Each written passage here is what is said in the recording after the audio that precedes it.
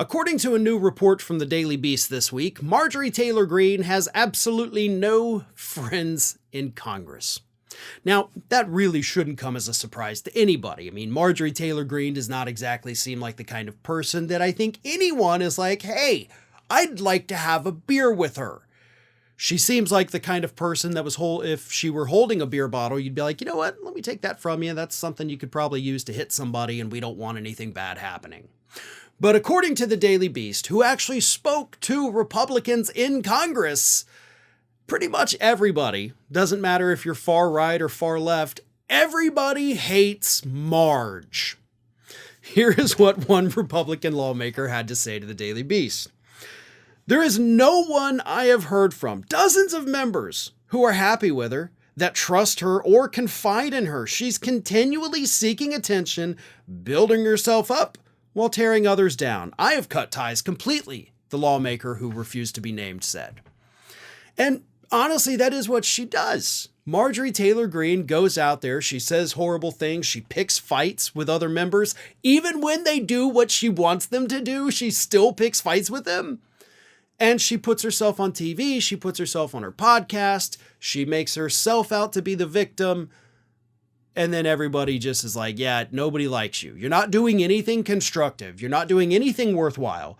You've literally done nothing for your constituents, and now you really can't do anything for them because you don't have any allies in Congress.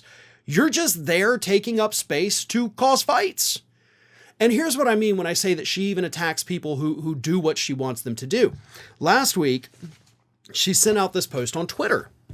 You voted to kick me out of the Freedom Caucus, but keep CNN wannabe Ken Buck and vaping, groping Lauren Boebert, and you voted with the Democrats to protect terrorist Tlaib, she said to Chip Roy. You hate Trump, certified Biden's election, and could care less about J6 defendants being persecuted.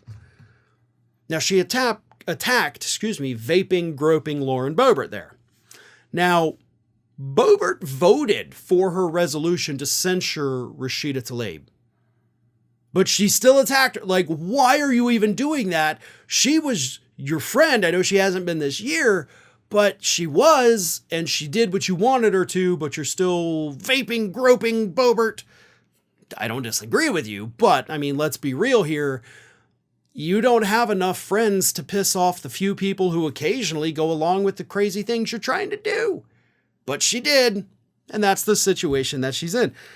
Here's another Republican lawmaker had this to say.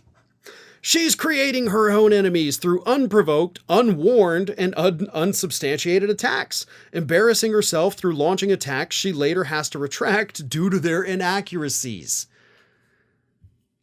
Let me boil it down for you. She's unhinged. Like, in my opinion, something's clearly wrong. Like, this isn't normal human behavior. Okay? These are indications that maybe there's some neurons misfiring somewhere. I don't know how all that works, but to me, kind of seems like something's not right. Like, there's probably a real diagnosable problem there. Perhaps something that medication would help. She seems to have a rage problem. She seems to want to fight everyone even when they agree with her, and that's not normal. But one Republican lawmaker did point out that it doesn't matter if she has no friends in Congress because she still has the best friend of all, Donald Trump.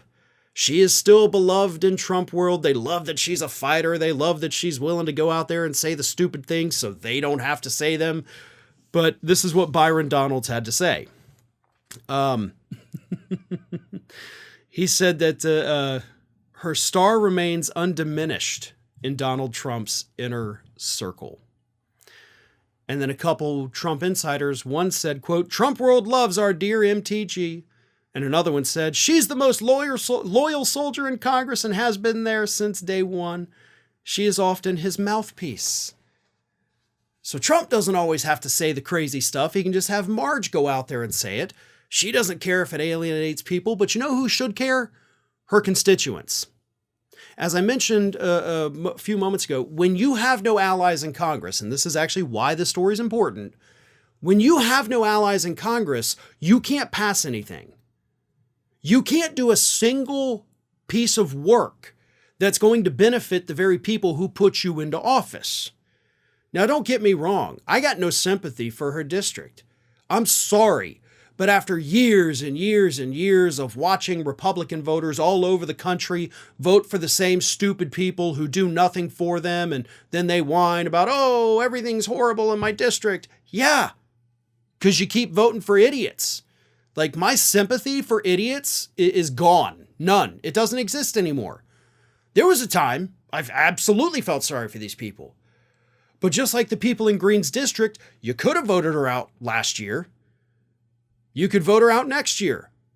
But as long as you keep putting her in office, knowing who she is and the fact that she doesn't work for you, as long as you make that choice, you get what you deserve, basically. You play stupid games, you win stupid prizes, and that's what you got with Marjorie Taylor Greene. Ring of Fire has fresh content 7 days a week, so if you want to be reminded about it, don't forget to subscribe to the channel, hit the little bell to be notified every time a new video goes up.